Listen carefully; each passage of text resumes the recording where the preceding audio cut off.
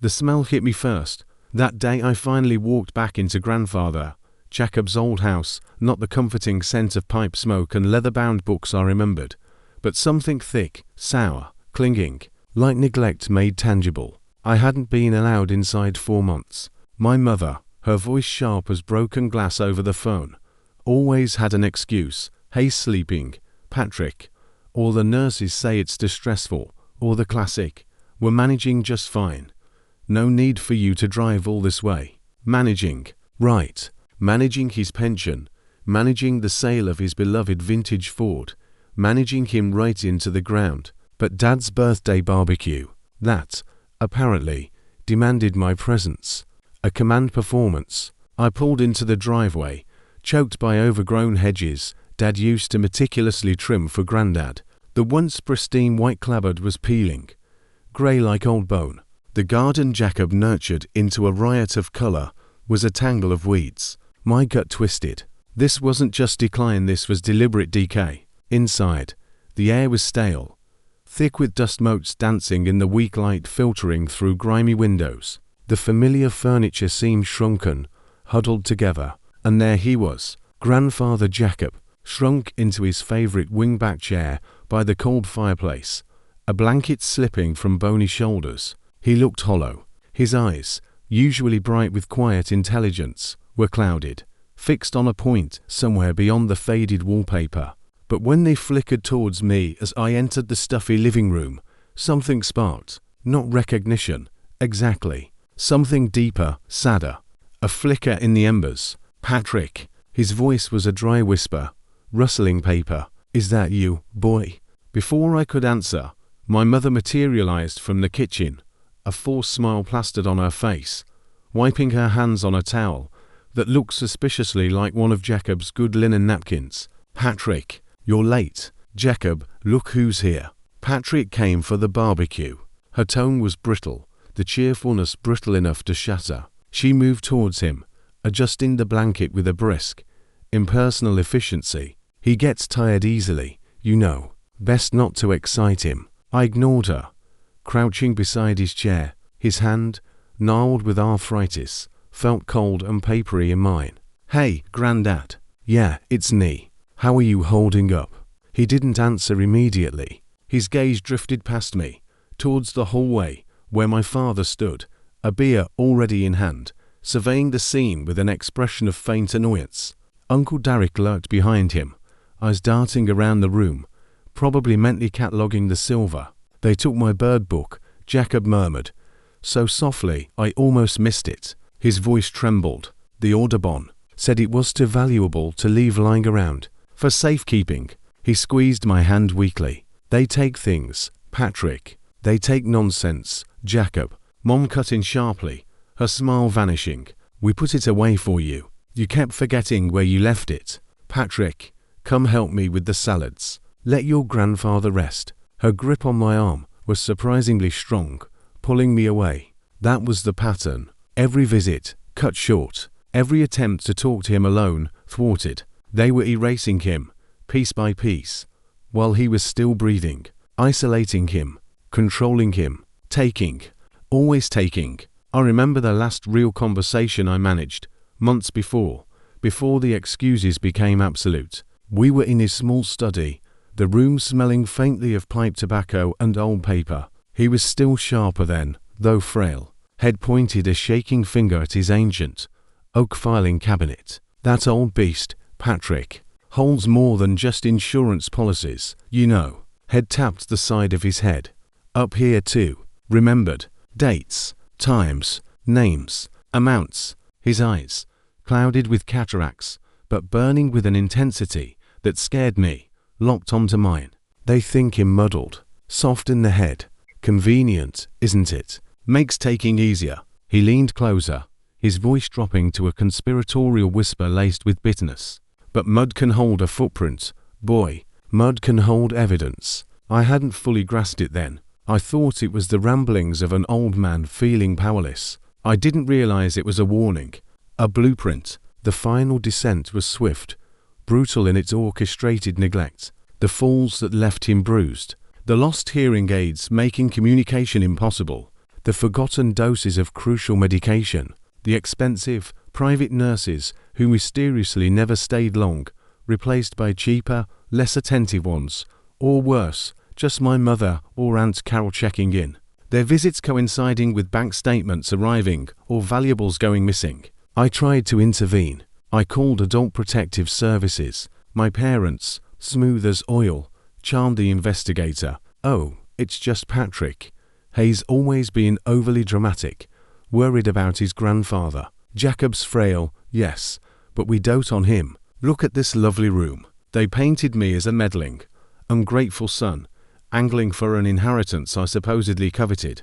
The file was closed. Grandfather Jakob's isolation was complete. He died on a Tuesday morning.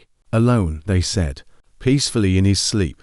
I didn't believe it. The call came from my father, his voice devoid of any real grief, just a strange undercurrent of relief. Finality. "It's over, Patrick. Jakob passed. Funerals Friday. Keep it simple, like he'd want, like they'd want. Cheap and quick." The funeral was a grotesque pantomime. My mother dabbed at dry eyes with a lace handkerchief. Dad stood stoic, the dutiful son.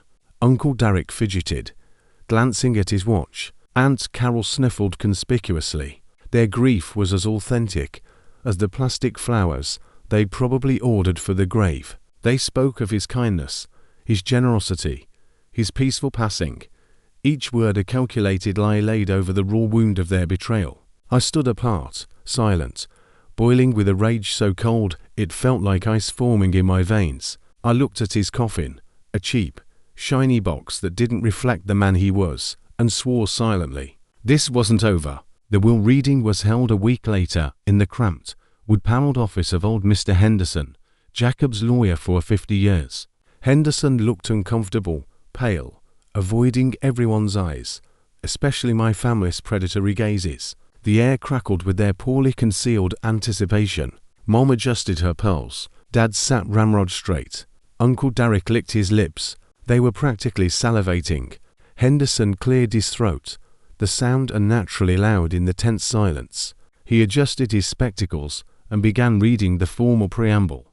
My family fidgeted, impatient for the meat. Finally, Henderson reached the dispositive section. His voice, usually steady, faltered slightly. "I, Jakob Arvid Thorsen, being of sound mind." Henderson paused, swallowed hard.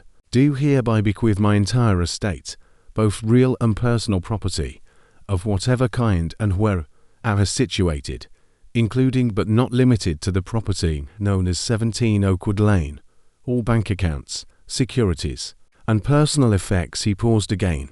My mother leaned forward, a triumphant gleam in her eye. Dad allowed himself a small, satisfied nod. Uncle Derek grinned openly. Henderson took a deep breath. "To the establishment and perpetual endowment of the Jakob Arvid Thorsen Foundation for senior justice and legal advocacy." Silence. Thick, disbelieving silence. My mother blinked. What did you say?" Henderson continued, his voice gaining a little strength, perhaps from the sheer shock radiating from my family. "The sole purpose of the foundation shall be to provide comprehensive, pro bono legal aid, representation, and advocacy services exclusively to senior citizens who are victims of financial exploitation, physical or emotional abuse, or neglect, particularly at the hands of family members or caregivers." Aunt Carol gasped. Uncle Derek's grin vanished, replaced by slack-jawed incredulity. That's insane," he sputtered. He was senile, completely gaga. "You can't be serious." Henderson ignored him, plowing on. "The initial capital of the foundation consists of the entirety of my estate, valued at approximately $4.7 million for $0.7 million. The number hung in the air like a physical blow. I knew Grandad was comfortable, frugal, had inherited some himself, but $4.7 million, the sheer magnitude of what they'd been salivating over, only to have it ripped away, it was staggering. My father found his voice, low and dangerous. "Henderson, this is absurd. Jakob was clearly not competent. We have doctors' reports. We've been caring for him 4 years. This charity nonsense, it's the dementia talking. Well, contest this immediately." Henderson met his gaze then, and there was a flicker of something hard in the old lawyer's eyes. I anticipate contestation from my heirs, specifically my son, Robert Thorsen, my daughter-in-law, Margaret Thorsen, my son Derek Thorsen, and my daughter Carol Thorsen Myers. He listed their names with deliberate precision.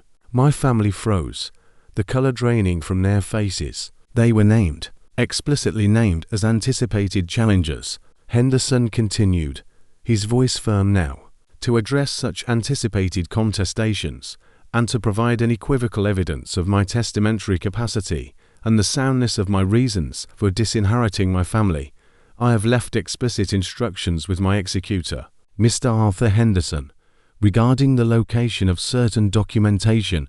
He placed a sealed envelope on the desk. It looked ordinary, but it held the weight of an atom bomb. This envelope contains the key to a secure storage facility and the authorization codes for a digital archive. Henderson, directly at my parents, my uncle, my aunt. His voice was icy.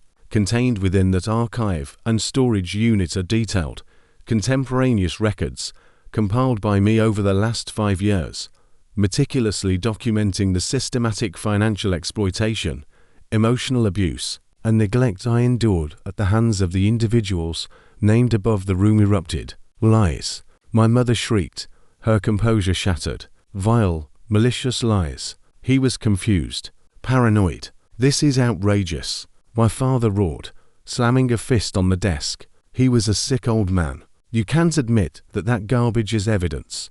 Uncle Derek was apoplectic. He was recording us. Spying. That's illegal. It's inadmissible. Henderson remained impassive, letting their fury wash over him.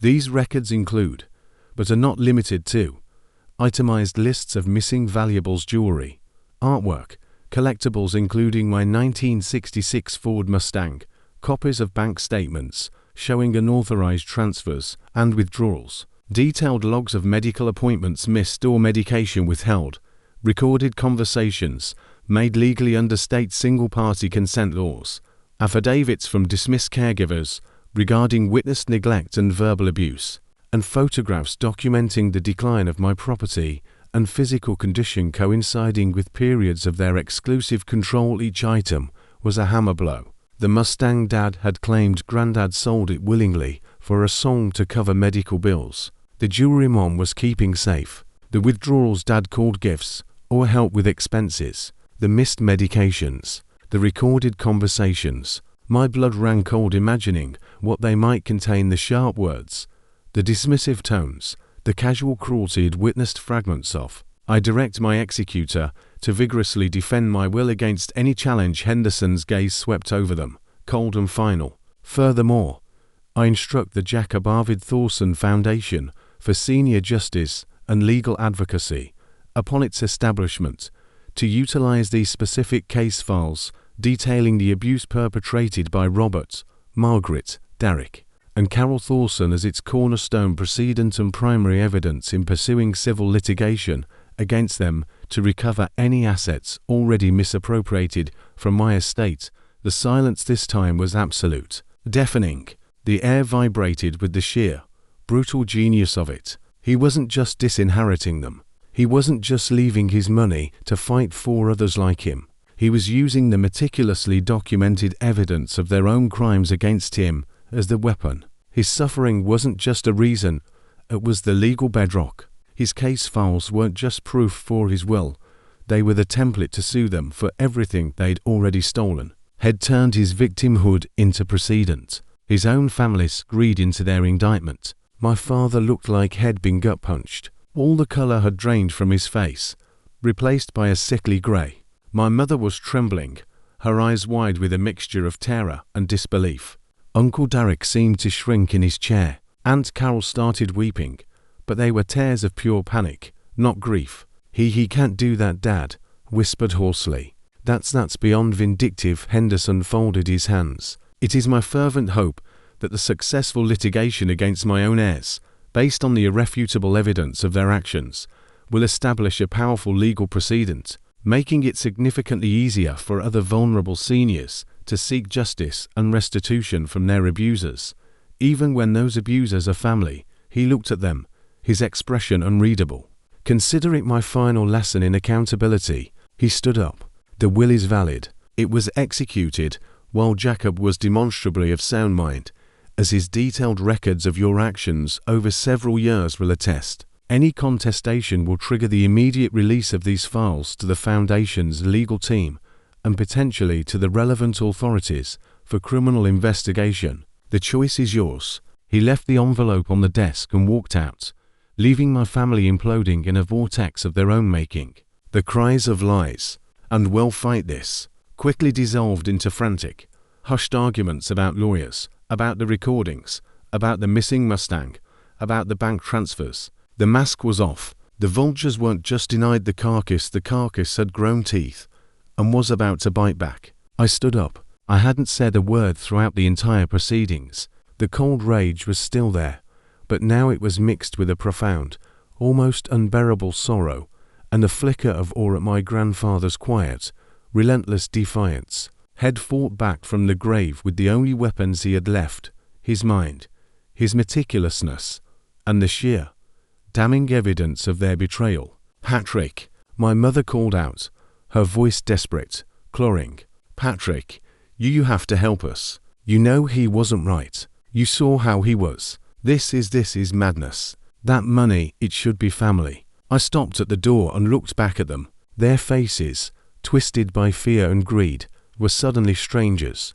Or perhaps I was finally seeing them clearly. "Family," I repeated, the word tasting like ash. Yeah, I saw exactly what family did to him. Good luck fighting Grandad's precedent. I walked out into the sunlight, leaving the stench of their panic and the sour smell of the old house behind. The fight was just beginning, but Jakob Arvid Thorsen had already fired the most devastating shot. His final, posthumous act wasn't just about justice for himself. It was about building an unassailable fortress of precedent out of his own pain. A fortress designed to protect countless others from the same wolves Head lived with. The old man hadn't gone gently. Head gone out swinging a wrecking ball made of pure, documented truth, aimed squarely at the foundations of his abusers' lives, and the sound of its impact was going to echo for a very, very long time. The months that followed were a brutal legal trench war, fought with the cold, relentless efficiency Jakob had foreseen. My family, predictably, contested the will. They hired expensive, shark-like lawyers who immediately filed motions questioning Jakob's mental capacity, alleging undue influence by Henderson or some phantom caretaker, and attempting to suppress the damning evidence contained in Jakob's files. They painted a picture of a confused, paranoid old man manipulated in his final days. But grandfather Jakob had been 5 steps ahead. His instructions to Henderson were explicit and ironclad.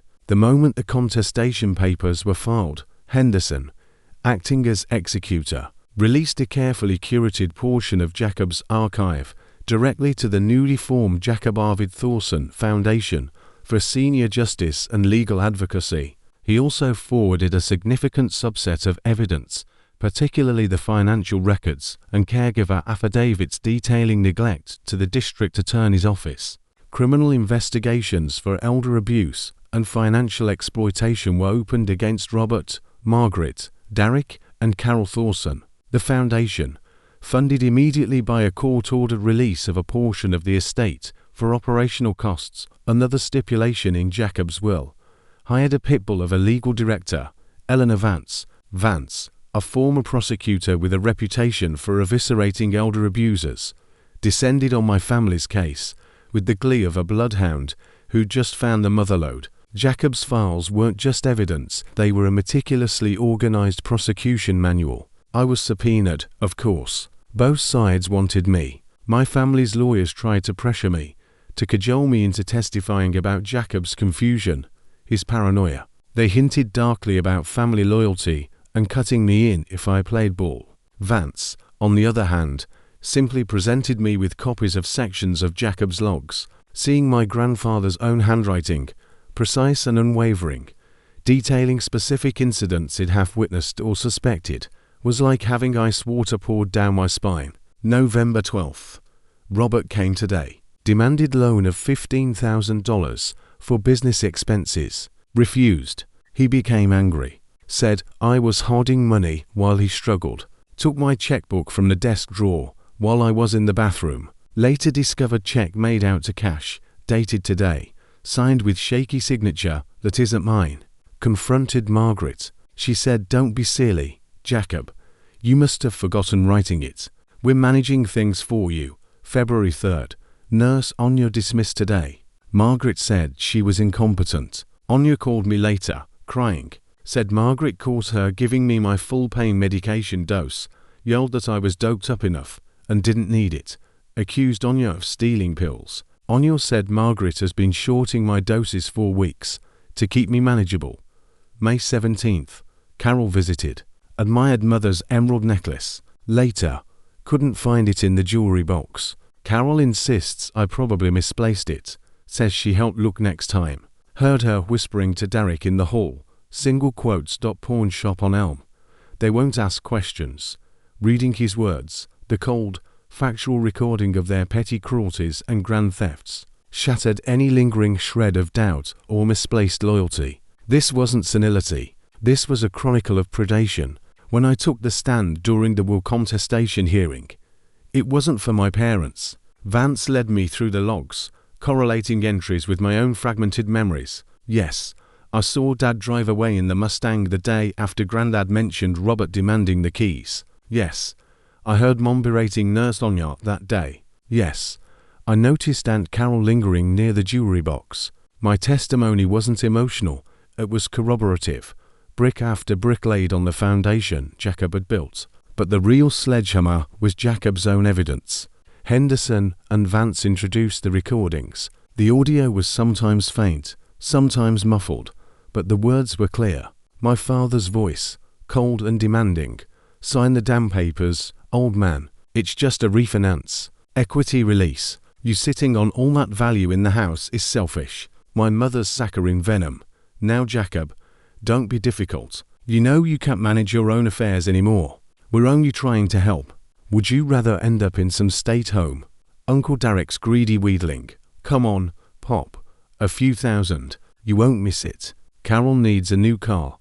That old heap is unsafe. And the chilling silences.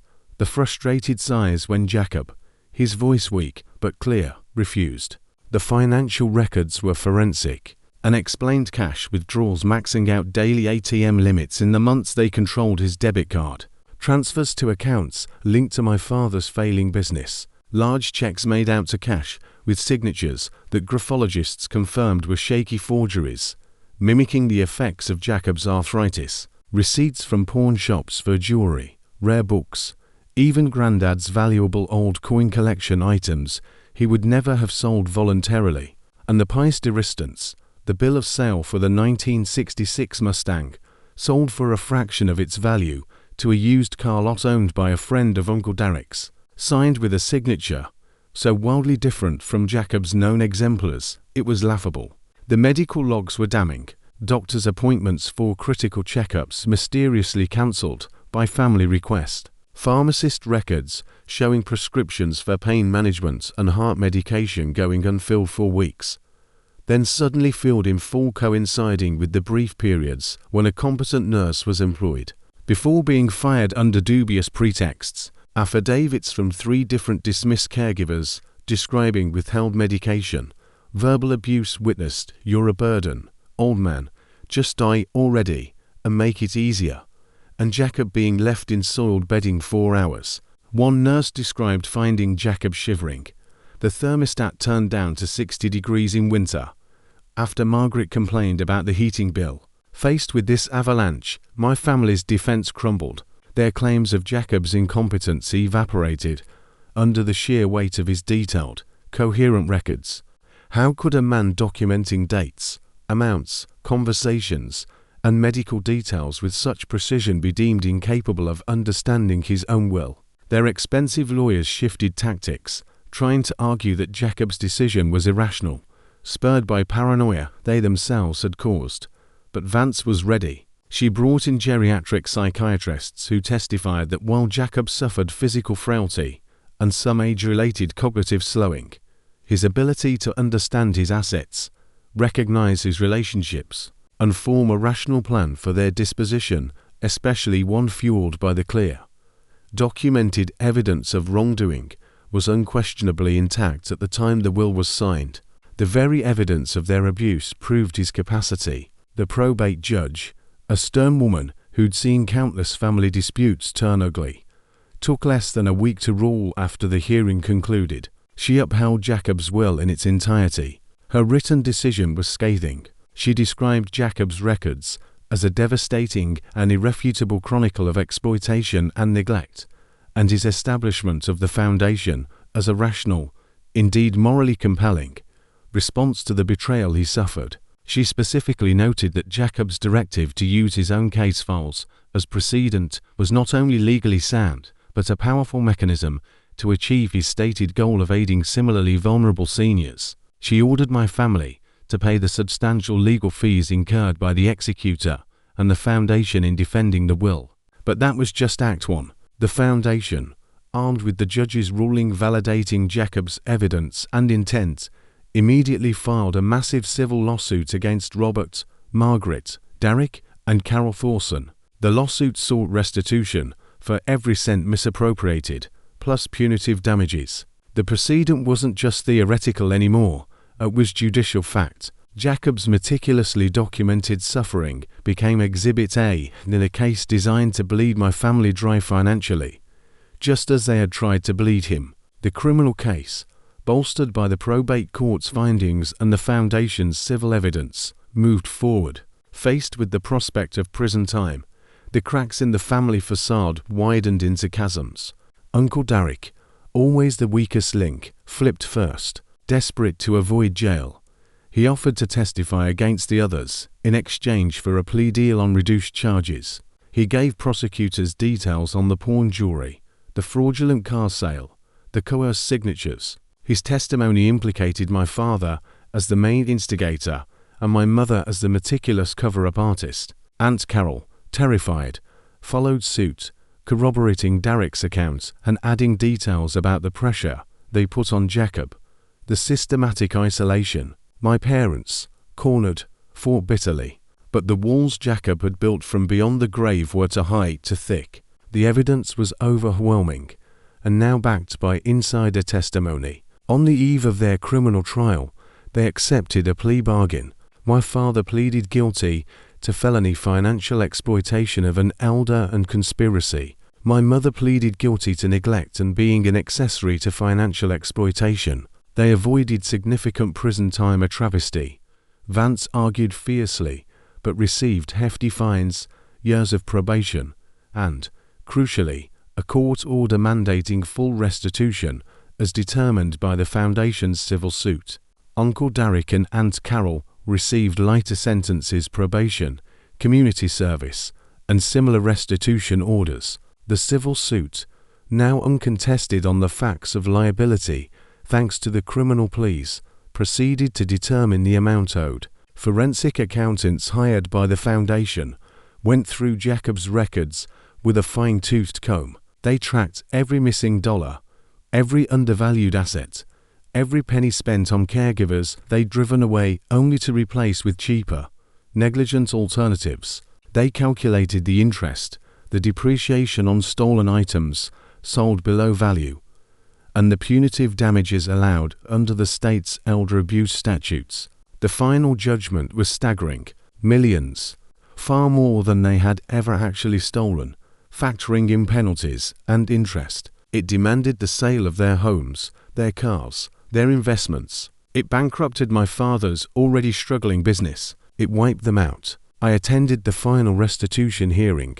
My parents sat hunched at the defendant's table, looking a decade older, stripped of their veneer of respectability. The arrogance was gone, replaced by a hollowed-out defeat. They didn't look at me. The judge formally entered the judgment, a number so large it seemed abstract, yet carried the concrete weight of utter ruin. As they shuffled out, broken and facing a future of financial desolation and the stigma of being convicted elder abusers, I felt no triumph, only a profound, weary sadness and the flicker of cold satisfaction that justice, in its own imperfect, grinding way, had been served. Jakob's ledger was finally balanced. The Jakob Arvid Thorsen Foundation for Senior Justice and Legal Advocacy opened its doors 6 months later in a bright, modern building downtown, funded entirely by the estate that had almost been stolen. A dignified portrait of Grandad Jakob hangs in the lobby, not the frail, hollowed man I last saw, but a picture from his 70s, eyes clear and intelligent, a slight, knowing smile on his lips. Below it, a simple plaque, dedicated to ensuring that no senior suffers in silence. Justice is possible. Eleanor Vance runs a tight ship. The foundation is already swamped with cases, but they have resources, they have passion, and they have a weapon unlike any other in the fight against elder exploitation, the Thorsen precedent. Jakob's case files, anonymized but meticulously preserved, are the Foundation's most powerful tool. When Vance or one of her staff attorneys sits across from a weeping senior whose children have drained their accounts, or a terrified old woman whose nephew is threatening to put her in a home unless she signs over her house, they don't just offer sympathy, they offer precedent. We have a case, Vance will say, her voice firm and reassuring. A very similar situation. An elderly gentleman, exploited terribly by his own family. He fought back, he documented everything, and he won, not just for himself, but for people like you. His case set the precedent. It proved that seniors have the right to fight, that their testimony and their records matter, that exploitation has consequences. We can use that precedent for you. We will use it. They call it the Jakob strategy. Meticulous documentation, leveraging the legal system, turning the abuser's actions against them, using one victim's courage to empower thousands. Grandad Jakob's suffering, his loneliness, his betrayal, it wasn't the end. It was the foundation stone of an army fighting for the vulnerable. His specific, agonizing pain became a universal shield. I sit on the Foundation's advisory board. It's the least I can do. Sometimes, late at night, I go through the digital copies of Grandad's logs Henderson gave me, not the financial records or the medical notes, but the personal observations, the moments of quiet despair and steely resolve tucked between the damning facts. Patrick visited today. They tried to shoo him away, but he stayed, saw the look in his eyes. He knows, maybe there's hope. Finished organizing the files for a Henderson. Feels like setting a trap. A necessary one. Hope it catches the right predators. Tired. So tired. But if this is my last fight, let it count for something. Let it matter beyond this room, beyond their greed. He knew. He knew the cost. He knew the pain it would cause, the family it would shatter. But he also knew the greater cost of silence. He chose to matter. He chose to turn his victimhood into victory, not just for himself, but for legions of invisible seniors suffering behind closed doors. The legal battles my family faced are over. They are pariahs, financially destroyed, living in a rented apartment on the outskirts of town, dependent on the meager social security they once derided Jakob for receiving. The irony is bitter and complete. I have no contact with them. The bridge wasn't just burned, it was atomized by the blast of Grandad's posthumous precedent. But Jakob's legacy isn't about their destruction. It's about the calls flooding the Foundation's hotline. It's about the successful lawsuits recovering stolen savings for bewildered grandparents. It's about abusive caregivers being fired and charged. It's about greedy relatives thinking twice, knowing the precedent exists, knowing a frail old hand might be meticulously writing down their every transgression. It's about the quiet, fierce dignity echoing in courtrooms, where Vance invokes the Thorsen precedent, and the judge nods, recognizing the name, recognizing the power of one old man's meticulous, furious, and ultimately triumphant record-keeping. Grandfather Jakob didn't leave me money. He left me something far more valuable, a searing lesson in justice, a testament to the power of truth meticulously recorded, and the knowledge that even from the depths of betrayal, a single, determined voice can build a fortress that shelters thousands. His precedent stands, and it roars,